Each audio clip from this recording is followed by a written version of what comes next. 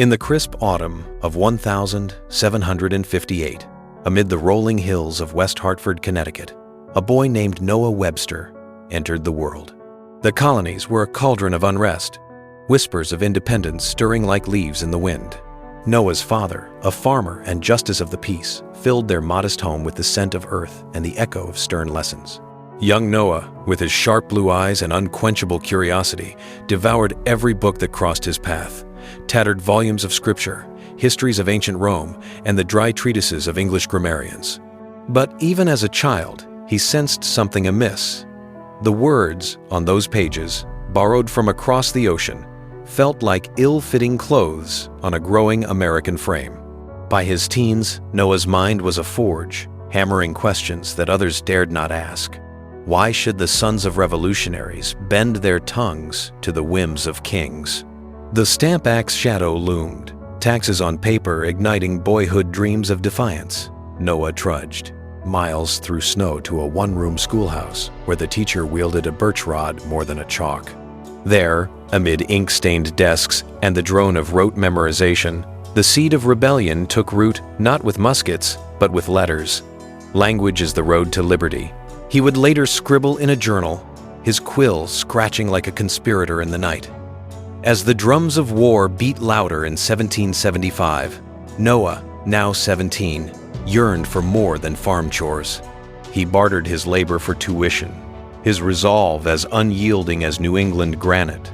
The revolution wasn't just battles in the field. It was a war for the soul of a nation, and Noah Webster would arm it with words. The year was 1774, and the air hummed with the fervor of impending storm. Noah Webster, at 16, crossed the threshold of Yale College in New Haven, a bastion of Enlightenment ideals amid Tory whispers and patriot fire. The campus, with its red brick halls and elms whispering secrets, became his crucible. He studied under Ezra Stiles, the scholarly president whose library rivaled King's, devouring Locke, Cicero, and the radical pamphlets that fueled the Continental Congress. Graduation came in 1778, just as British redcoats retreated from Philadelphia. But victory's ink was not yet dry. Law beckoned, yet poverty pinned Noah like a specimen under glass. "I cannot wait for fortune," he confided to a friend, accepting a post as schoolmaster in Glastonbury. The classroom was a battlefield of neglect. 60 children crammed into benches, their primers imported from London, riddled with spellings that mocked American ears. Labor for the sweat of plowmen, center for the heart of a republic. Noah paced the floorboards, his voice rising like a preacher's. "We fight for freedom, yet chain our children to foreign fetters," he thundered, slamming a book shut. The students gaped, but his words ignited a spark. He saw it then.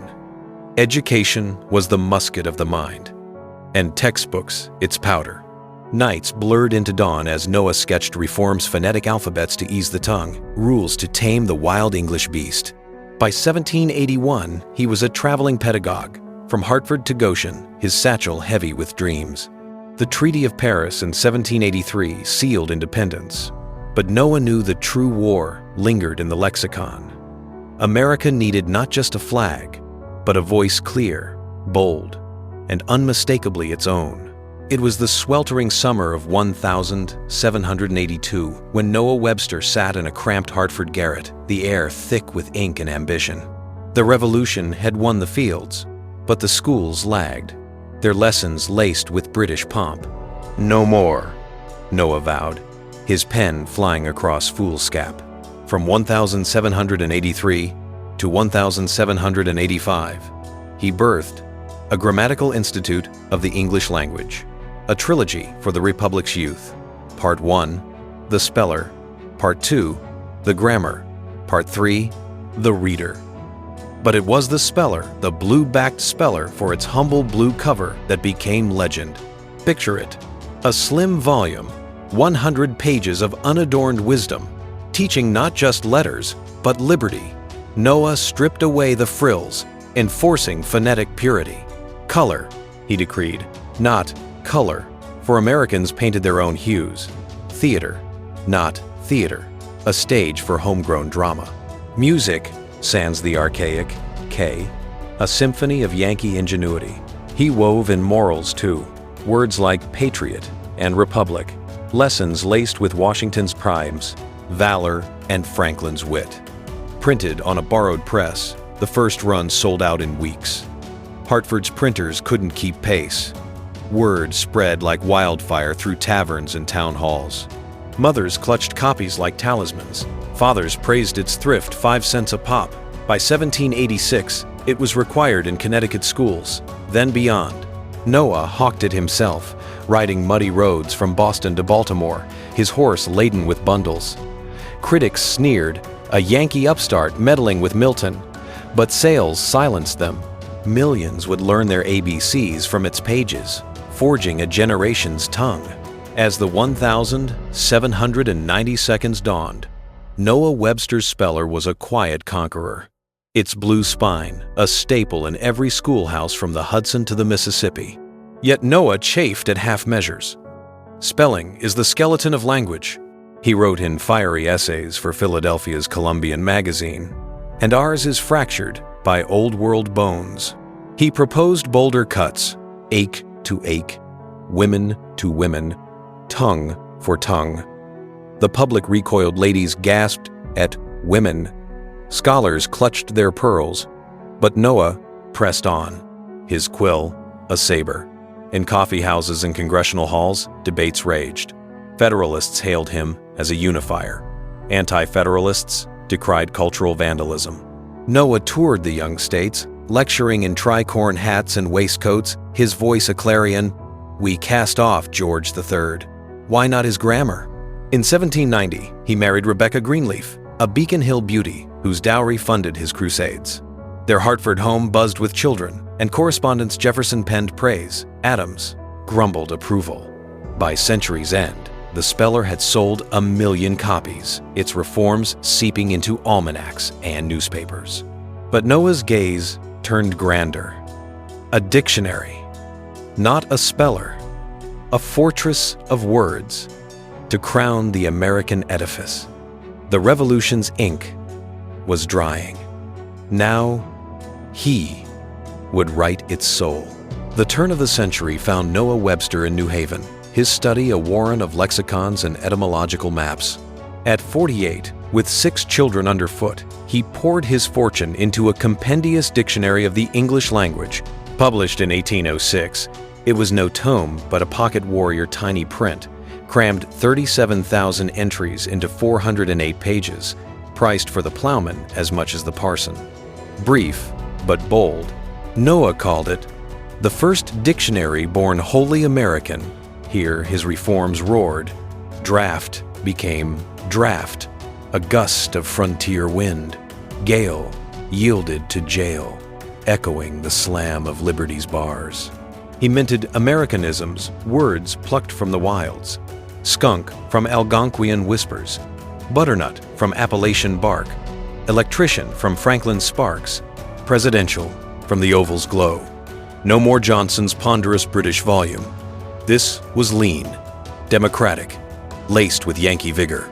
Printers in New York groaned under the press, but sales soared 10,000 inches the first year. Critics abroad scoffed. A colonial curiosity. Yet in Boston and Baltimore, it was hailed as scripture. Noah paced his orchard at dusk, pipe in hand, dreaming bigger. The compendious was a seed, the grand dictionary, its oak.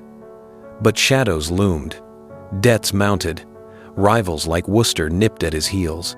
Undeterred, he vowed, I shall etch our tongue in stone. The War of 1812 thundered as Noah, now in his 50 seconds, toiled on his magnum opus. Britain invaded again, burning the White House. But Noah's battlefield was the etymon, the root of words. Hartford's Greenleaf home, with its creaking floors and ink-stained rugs, became a hermitage. Rebecca managed the brood, her patience a balm, while Noah wrestled 12-hour days, his eyes straining over candle flames. Rivals circled. English imports flooded ports, cheaper and smug. Publishers balked at the cost thousands of pages, engravings for accents. Noah mortgaged his farm, borrowed from friends, even sold speller rights. "Failure is the shadow of ambition," he muttered, but doubt gnawed. In 1817, he published a revised compendius, tweaking tune to ton, but the public yawned. Letters poured in praise from Monroe, barbs from London wits. Yet Noah pressed, compiling synonyms, scouring Bibles in Hebrew, Homer in Greek. His health frayed gout clawed his joints, melancholy his spirit. A fire in 1814 raised his notes. He rebuilt from memory. Through it all, a vision sustained. A dictionary to bind the Union, from Massachusetts mills to Louisiana bayous. A linguistic constitution. By 1822, Noah Webster, graying and resolute, embarked on an odyssey of the mind. To unearth English's roots, he crossed oceans Paris for Voltaire's flair, London for Johnson's ghost, even Cambridge for Sanskrit scrolls. He mastered 26 languages, from French filigree to Anglo-Saxon grit, poring over manuscripts in musty abbeys. Words are travelers. He journaled from a Senside cafe, and I their reluctant guide. Back in America, he quizzed Mohawk chiefs for native loans, quizzed sailors for slang. His notebooks swelled, 12,000, Americanisms alone, fall for autumn's tumble, guess for suppositions shrug. Publishers wavered. Goodrich, his son-in-law, urged caution. But Noah, at 70, burned with youth's fire.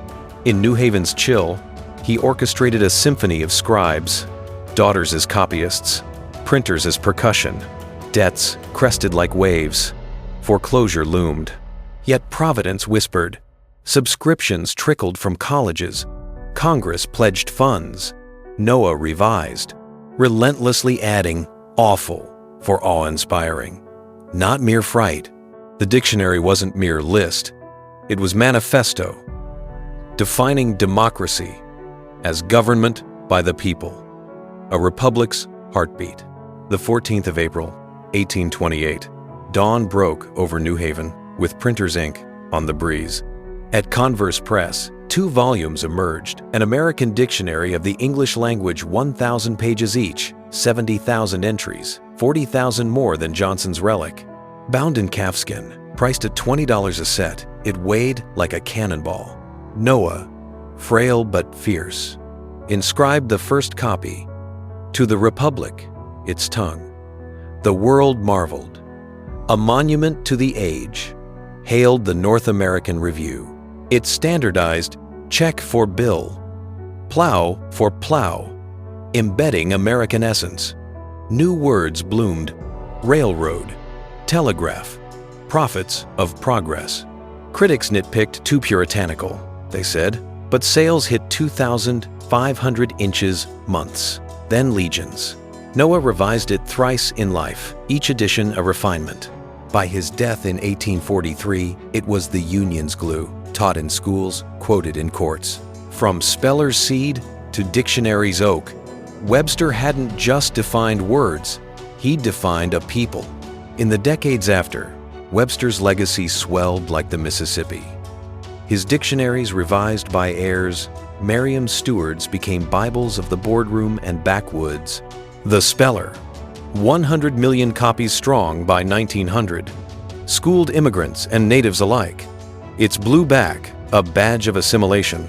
Reform stuck. 9 of 10 proposals endure. From honor sans you to defense unarmored. Yet Webster was no saint. His Federalist leanings soured some, his spellings a battle half won. Women faded, but skunk endures, a nod to the land's first voices. Today, in app autocorrects and Oxford spats, his ghost lingers.